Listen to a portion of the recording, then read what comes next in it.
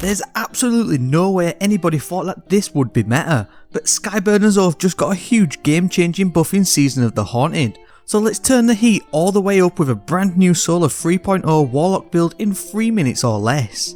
This build is going to allow you to scorch and ignite everything, effectively allowing you infinite abilities at the click of your fingers. The OG Destiny 2 Cabal themed slug launcher had a rework, not only to its rate of fire now sitting at a solid 150 RPM regardless, but its perk has also been refreshed too. It still fires full auto, dealing more damage to Cabal and their shields, however it now applies the Scorch effect to targets when firing from the hip. Scorch is the new Solar 3.0 term, where as you apply stacks of Scorch to a target you will cause them to ignite, causing damage over time and a solar explosion on death which spreads Scorch to nearby targets. So essentially Skyburners Oath is doing exactly what it says on the tin.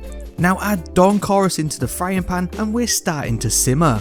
This exotic will cause your Daybreak super to scorch targets on impact with Rites of Ember. Also, your Scorch effects deal more damage and you'll gain melee energy each time your Scorch effects damage a target.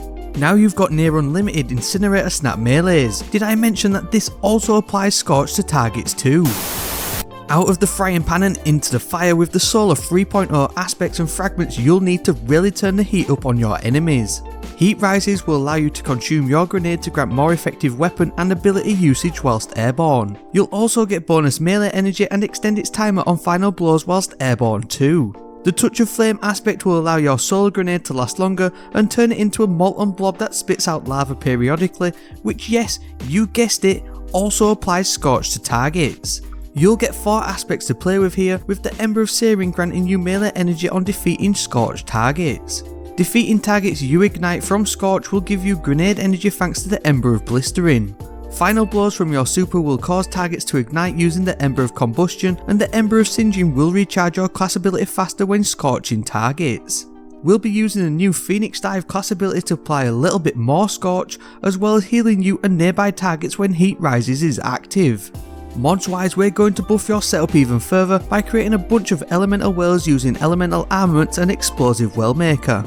Use the Font of Might for that sweet 25% damage boost to your favourite solar weapons, and chuck on the Font of Wisdom to max out your super recharge rate. Elemental Time Dilation will boost the duration of these effects too.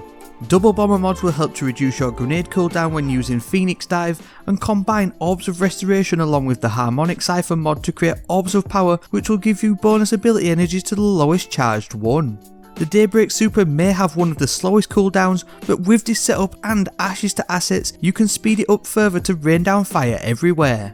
This build really does turn you into the pyromancer you've always dreamed of. You'll have constant back-to-back melees, rapid abilities and boosted damage output on tap, whilst also literally setting everything on fire.